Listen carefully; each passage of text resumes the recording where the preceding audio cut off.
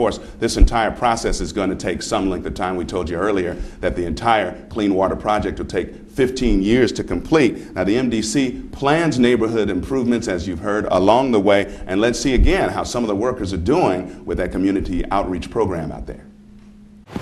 Well, some of the concerns are the debris, which we've contacted numerous people from MDC and the city of Hartford to come and clean up the area as the construction goes on from day to day. We also do door-to-door, which is very important, seeing that we are familiar with this area, so they can keep seeing us and be comfortable with us in voicing their concerns and issues. And just the improvement, why it's taking so long, what the next process is. So we pass out flyers with pertinent information, informing them on a regular basis of the construction and times and dates, parking, whatever. It's been a problem house for a long time, but the owner, what we have to do, we got to go to our research. I've been ringing this doorbell for a couple of weeks and nobody been answering the door, so.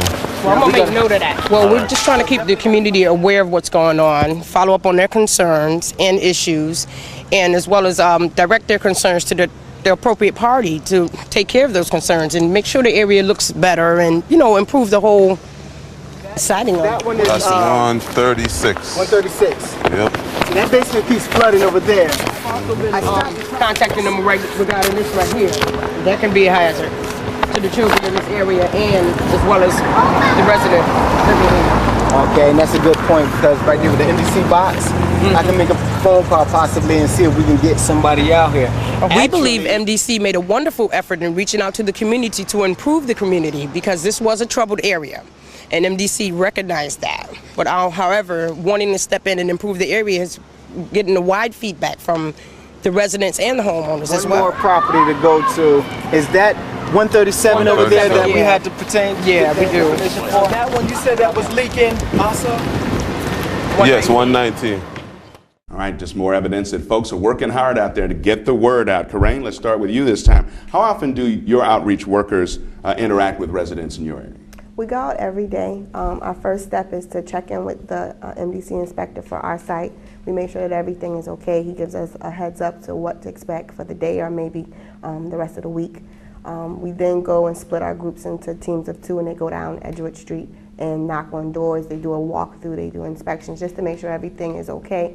If we see anyone outside, we ask them if you have any questions or any problems, concerns. You're the coordinator of all this, you see all this, you help put it all together, you see the actions of the outreach program daily. Would you say the MDC is meeting its goals concerning keeping neighborhoods and business residents and stuff informed? Totally, totally. I think our groups, we got a good selection of the 4 outreach groups that's out there, and they're very capable and knowledgeable of being out there in the community. Very informative. So as far as the MDC reaching their goal, I think they have exceeded with the choices that they had made because the community groups are doing an excellent job. And the biggest message, again, we talked earlier about maybe a little resistance at first, but less resistance now is you want the community to know you're there for them. We are there. We are there for them. Yes. Yes. That's a good correction. Thanks. You had my back that time. I appreciate it. All right, Karain, in addition to the door-to-door work that you folks do, are you going to be employing any other methods as the Edgewood Street project continues? Yes. In some cases, we made phone calls. We've actually gone to inside homes. In some cases, we have some elderly residents on Edgewood Street, and so we actually go into the home and we make sure that we're available. We have followed up with some internet, email, back and forth with some homeowners. Just the key is that we want to be available any way possible. So we meet the homeowner wherever they are.